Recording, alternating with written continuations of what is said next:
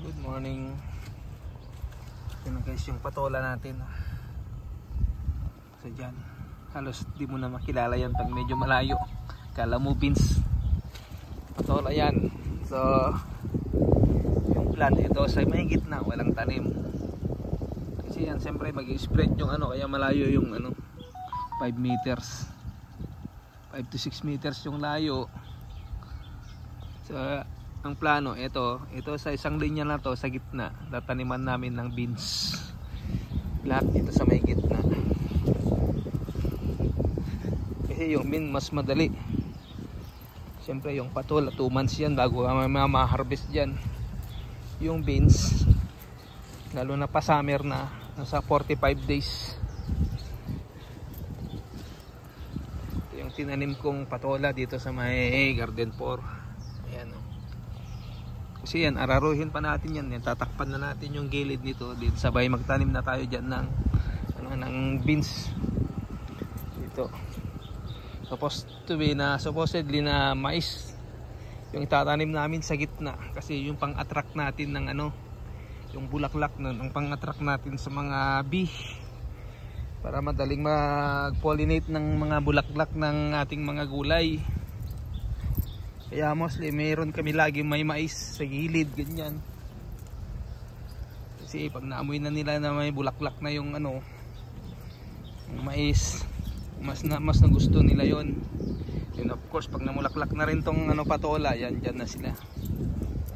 Para mas makatulong, mas maraming pupunta na bee, yun, nagtatanim kami ng mais.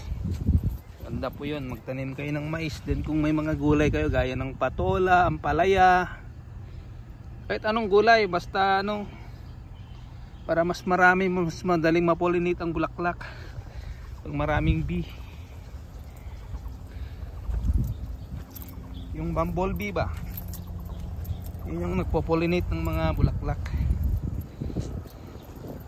Ito guys, yung tinanim ko na yan, si Mrs. naman na naglagay ng ganyan, no? Para hindi madaling matuyo yung kanyang pinakagilid.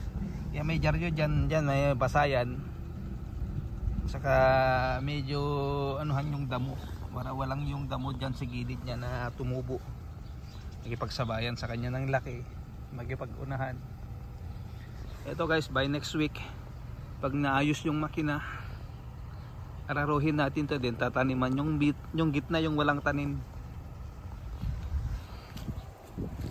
Kasi siyempre ang patola mag-spread dyan.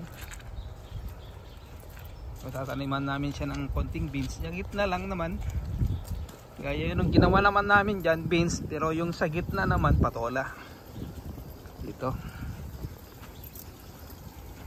Yan. Yan, pinapatubigan pa natin. Yung dyan sa patola, tapos na.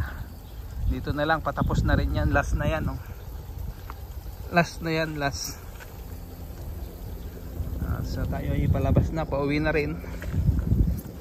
Kukunin na natin yung stroller doon sa garden tree, yung mga karton, yung mga lona, kasi baka biglang umulan, o kaya siyempre kasi doon na kukunin,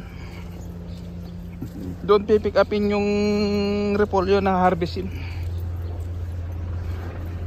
natin doon sa garden 2. Doon na yung kukunin mismo sa garden, pupunta doon yung sasakyan na akyat. Hopefully na baka ma-live ko siya, kaya lang hindi siya nakatutok, naka-standby lang dun sa may gilid, sa may hindi na arawan. Siyempre nag-iingat na tayo sa ating mga pon.